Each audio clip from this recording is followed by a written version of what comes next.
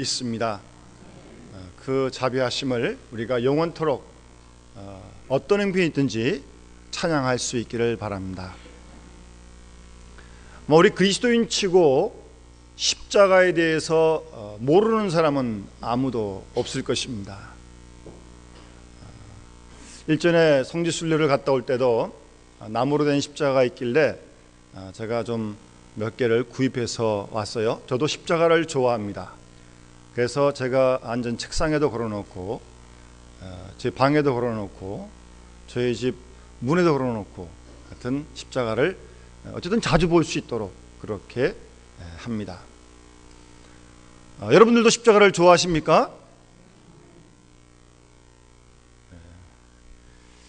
십자가를 좋아하는 것과 십자가를 잘 지는 것과는 조금 다릅니다. 십자가를 좋아한다고 무조건 다 십자가를 잘 지는 건 아닙니다. 그러니까 우리가 십자가에 대한 분명한 의미를 우선 분명히 우리가 알아야 되고요.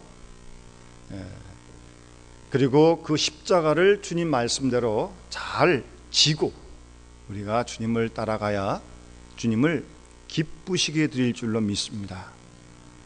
그리스도인이 십자가에 대한 의미를 모른다면 그건 진정한 그리스도인이 아니라고 그렇게 얘기할 수 있을 것입니다. 언젠가 한번 청년들을 데리고 수련회를 간 적이 있었습니다. 보통 수련회는 이제 마지막 날 캠프파이어를 앞두고 조별로 나누어서 이제 간단하지만 선극을 했습니다.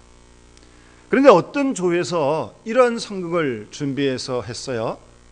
그때 그 선극을 보고 제가 오랫동안 많은 생각을 했고 또 여러 가지 충격을 제가 좀 받았기 때문에 이 시간 같이 나누려고 하는데요. 이 무대 위에 여러 개의 십자가를 갖다 놨습니다. 큰 것도 있고 작은 것도 있고 화려한 것도 있고 좀 흉측한 것도 좀 있고 어쨌든 십자가를 여러 개 이렇게 갖다 놓고 청년들이 이제 한 명씩 올라와 가지고 십자가를 이제 자기가 질 걸 고르는 겁니다. 어떤 청년이 오더니 큰 십자가 앞에서 물끄러미 서보더니 야 이거 너무 무겁겠다 이제 그런 얘기를 하고 그 다음 작은 데로 좀 갑니다. 작은 데로 가서 한번 들었다 놨다 들어놨다 이건 질 수 있을까? 그것도 너무 좀 부담이 돼 내려놓고 그 다음에 가가지고 목걸이 같은 조그만 십자가 결국 그거 하나 들고 이제 내려가더라고요. 다른 청년들도 와가지고 이제 두리번 거리면서 이제 할 수 있으면 작은 거 쉽게 좀 가져갈 수 있는 거 그런 걸 다 선택했어요. 그러니까 큰 십자가는 그대로 남아있는 거죠. 그러더니 마지막 어떤 청년이 예수의 의복을 입고 분장을 한 거 보니까 예수님 같아요.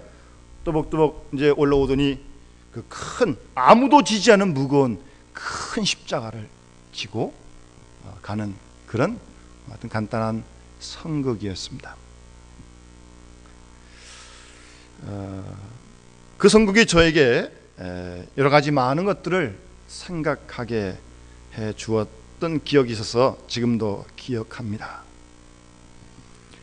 우리는 때때로 내가 지고 있는 십자가를 못마땅해 하기도 합니다.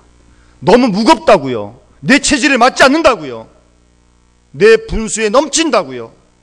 때로는 이건 내가 져야 할 것이 아니고 다른 사람이 져야 할 것인데 어찌하여 팔자가 잘못되어서 내게 왔냐고.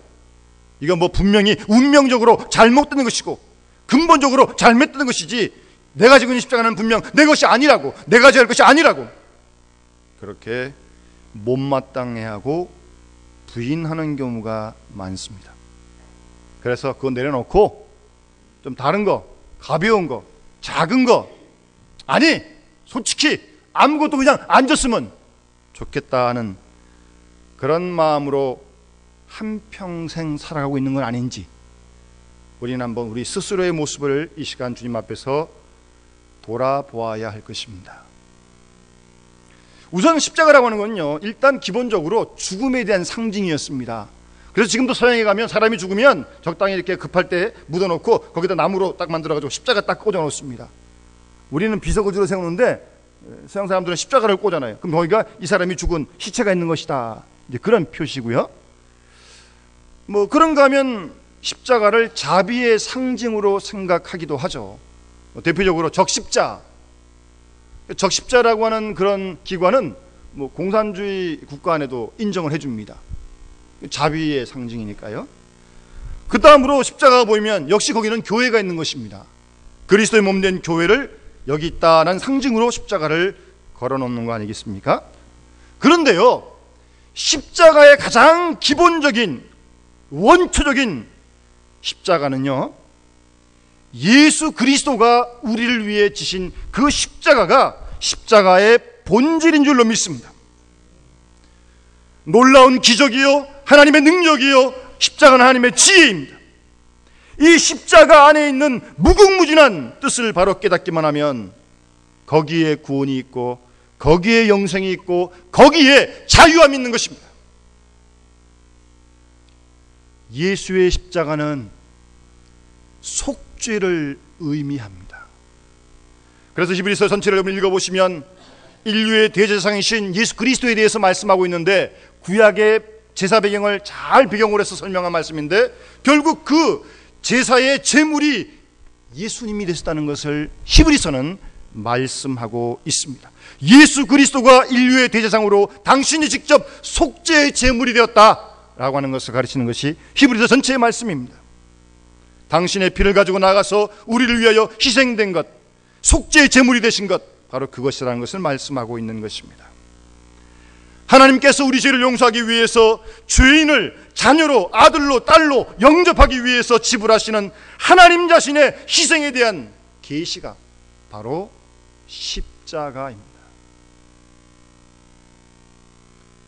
하나님 자신의 고통, 하나님 자신의 완전한 사랑이 십자가 안에 나타나 있는 것입니다. 우리가 그런 의미를 잘 알고 십자가를 바라보고 십자가도 우리가 좋아해야 할 것이에요. 그리고 물론 십자가를 지어야 할 것입니다.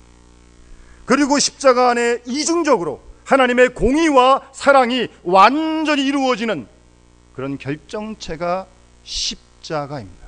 아니, 죄를 지은 사람이 있으면 벌을 받아야죠. 벌금을 내야죠.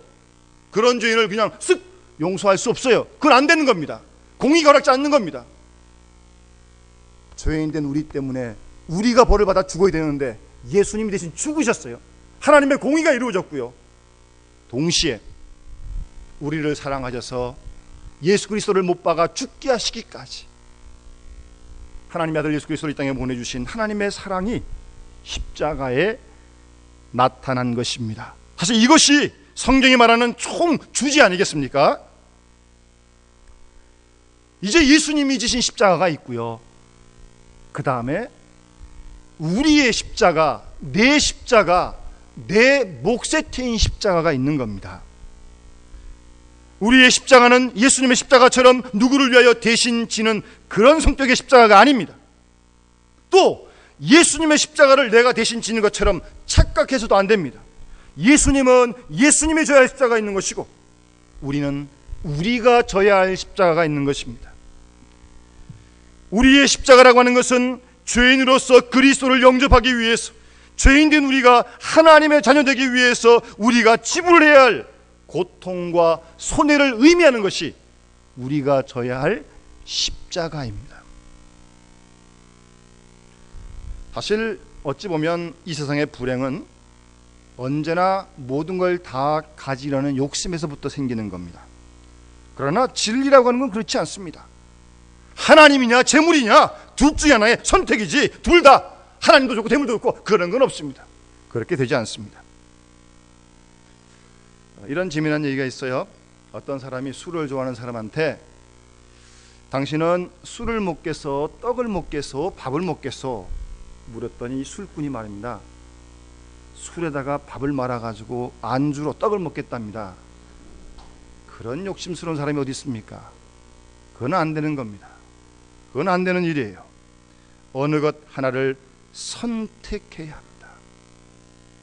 그것도 타의에 의해서가 아니라 스스로 자원해서 결정해야 한다는 말입니다. 노예 상태에서 끌려가는 것이 아니고, 남이 한다고 따라가는 것도 아니고, 타인지향적으로 물거품처럼 살아가는 사람들에게는 진리도 생명도 없습니다.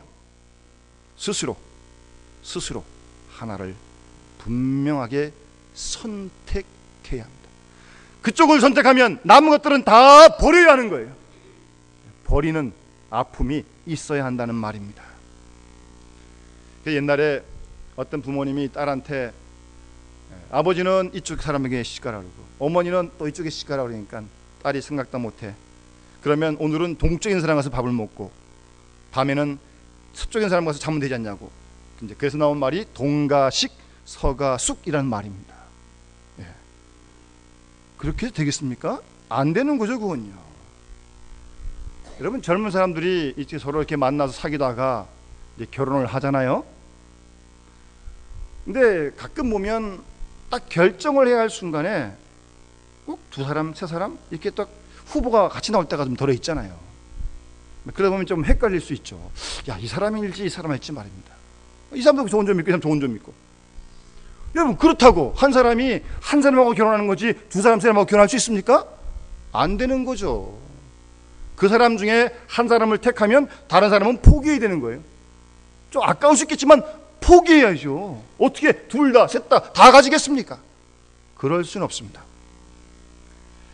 어느 순간에 분명 한 사람만 선택을 하고 다른 쪽은 끊어야 한 결단이 있습니다. 가끔 신혼여행 가가지고요, 이 전에 사귀던 사람하고 전화하다가 들통나가지고 난리나는 수가 왕왕 있습니다. 실제로. 아니, 그 전에 뭐 몇 사람을 만났건 간에 결혼을 딱 했으면 딱 그 사람 딱 끝이고 나머지 다 없는 거죠. 결혼하고도 뭐 이 사람 저 사람 뭐 그쪽 그거는 안 되는 것입니다. 그렇게 살아서는 안 된다는 말입니다. 여러분, 십자가가 무엇입니까?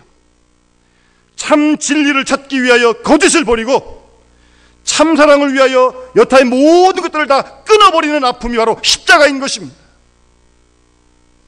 주님의 말씀 비유 가운데 밭에 감춘 보화의 비유를 알지 않습니까? 농부가 밭을 가다가 큰 보화를, 좋은 보화를 발견했어요. 다 덮어두고 몰래 가가지고 자기 가진 모든 재산 다 팔아가지고 와서 그 밭을 사지 않습니까? 아마 그 가진 재산 다 팔 때 요만큼도 아깝지 않았을 거예요. 왜요? 보물을 얻으니까. 보물을. 그 보화가 바로 십자가인 줄로 믿습니다. 결단코 십자가는 무거운 것이 아닙니다. 보화를 얻기 위하여 다른 거 파는 거 그렇게 어렵지 않습니다. 절대적인 가치를 찾았다면 상대적인 모든 것 쉽게 버릴 수 있어요. 미래가 분명하다면 현재의 어려움을 미련 없이 우리가 이길 수 있는 거고요. 신령한 영원한 세계를 바로 포착했다면 이 땅에 최소한 물질적인 것에 대해서 우리가 초연할 수 있을 줄로 믿습니다. 영원한 가치를 찾았는데 아직도 부질없이 현적인 것에 매여 있다면 영원한 가치를 잘 모르는 소치죠. 그 말씀을 주께서 오늘 우리에게 들려주고 있는 것입니다. 여러분, 나중에 10장, 마태복음 10장을 한번 전체 한번 다 읽어보십시오. 10장은 예수님께서 12제자를 택하시고 그 제자들을 파송하시면서 제자들에게 제자가 되는 길이 어떻고, 제자가 되고 출발을 하려면 어떠한 다짐이 있어야 되고, 제자가 되는 어떤 조건이 있는지 아주 비상한 결단을 촉구하는 그런 본문의 말씀입니다. 구체적이고 그리고 적극적인 자세를 우리에게 요구하고 있는 말씀이에요. 어떤 교육학자가 아이들을 놓고 시험을 해보았다고 합니다. 아이들이 이제 좀 저녁 먹고 좀 크면 이제 기기 시작하잖아요. 걷기 전에. 기는 아이들에게 어떤 장애물을 한번 놔봤대요. 그랬더니 어떤 아이는 이렇게 기어가다가 장애물이 딱 있으니까 거기서 딱 서가지고 꼼짝을 하지 않더라는 겁니다.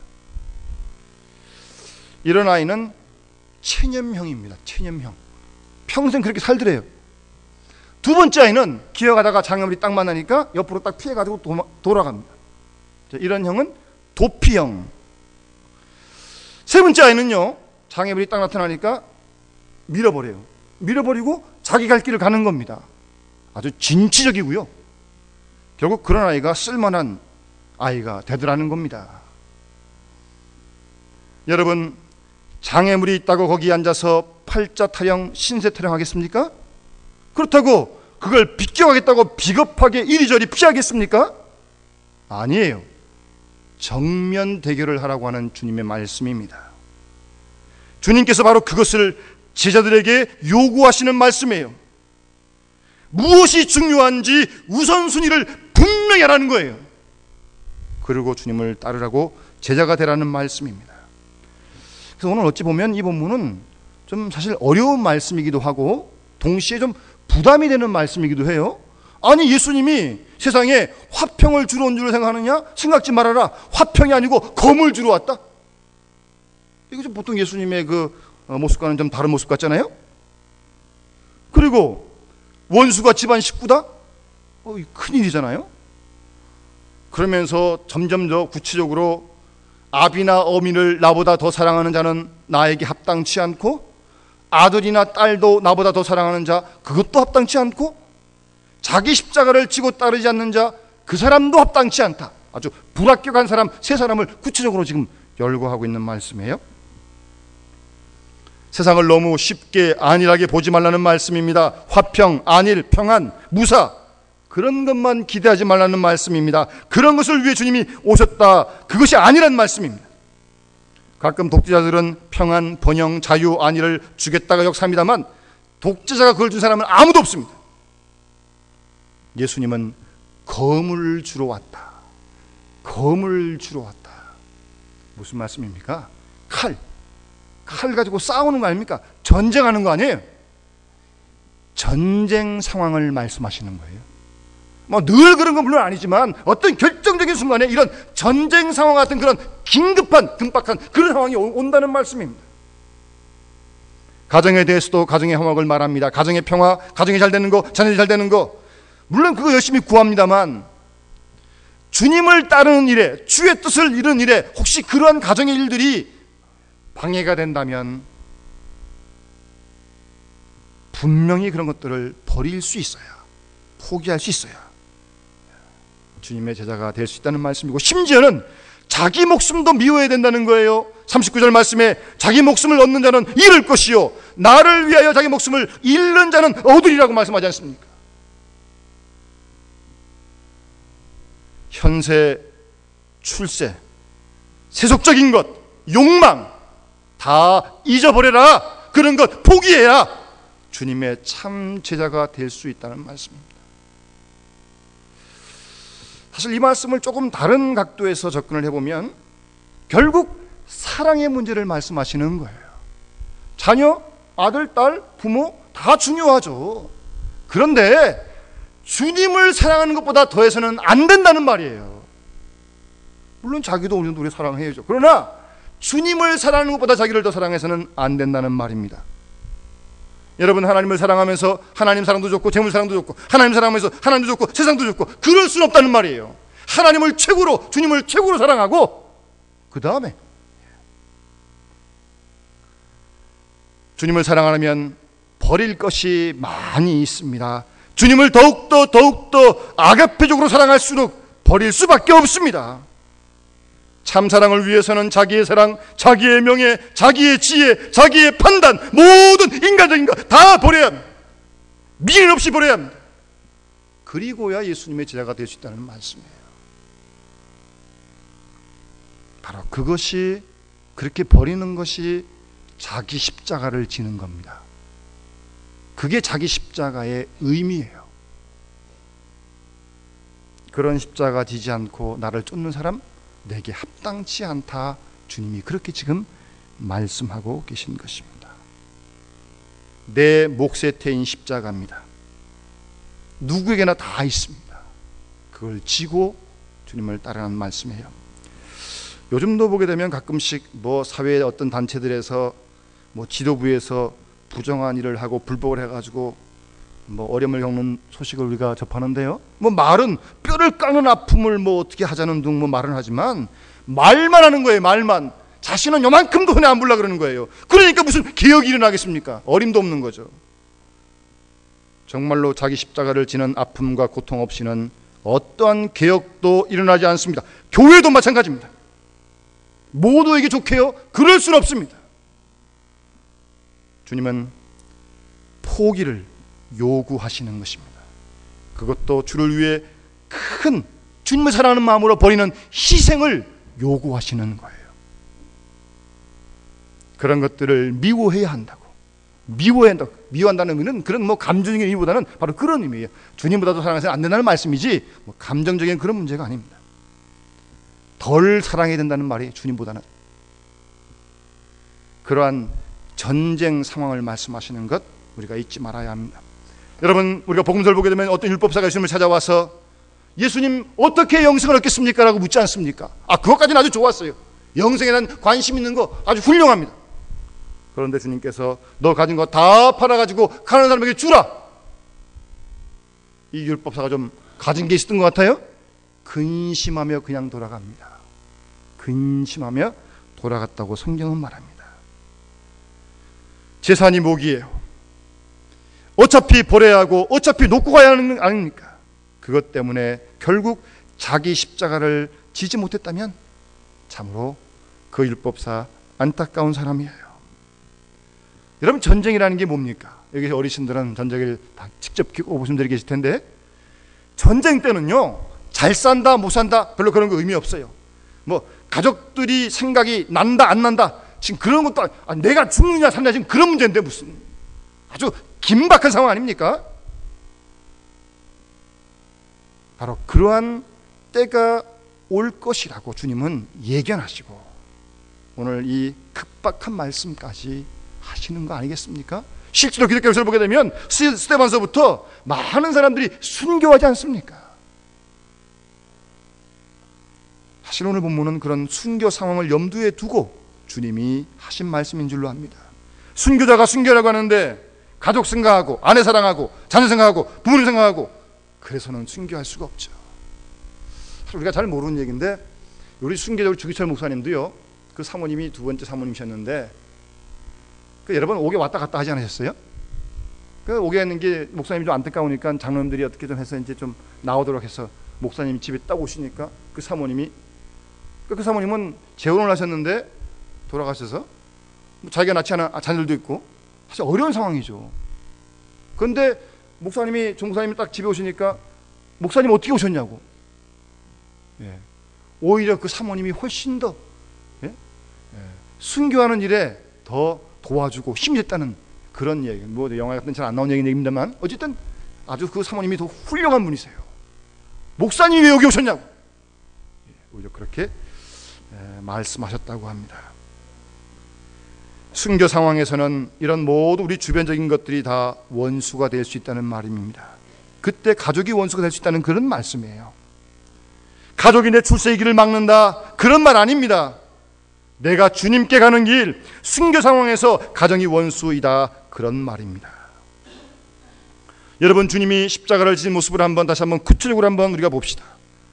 가야바의 음모가 있습니다. 빌라도 총독의 정치적인 만행이 있습니다. 그리고 바리새인과 사두개인들의 음흉한 그런 권모술수가 있습니다.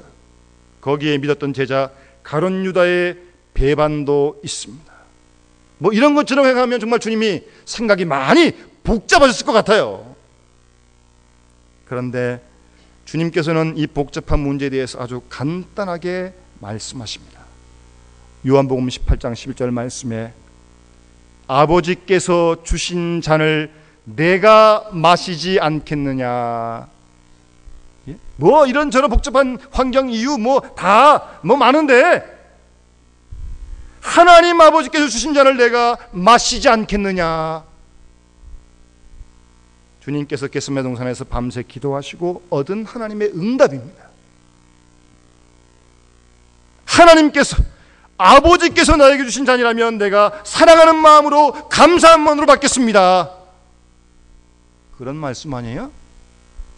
이것이 십자가를 대하는 예수님의 기본 자세입니다. 우리 역시도 우리 몫에 태인 십자가를 지되 십자가를 지는 우리 몫에 태인 십자가, 우리의 십자가, 내 십자가를 지는 마음, 자세는 주님과 같아야 할 줄로 믿습니다. 누구도 원망하지 마십시오. 누구 때문도 아닙니다. 세상을 탓하지도 마십시오. 오로지 아버지 하나님께서 나에게 주신 십자가, 내게 주신 잔, 그렇다면 감사함으로 그 십자가를 지고 기쁨으로 주의 뒤를 따라가야 할 것입니다. 갈라디아서 5장 24절 말씀 보시면 사도 바울은 그리스도 예수의 사람들은 육체와 함께 정과 욕심을 십자가에 못 박았느니라 라고 말씀하고 있습니다. 우리 마음속 깊이 뿌리박고 있는 정과 욕심을 십자가에 못 박아 버립시다.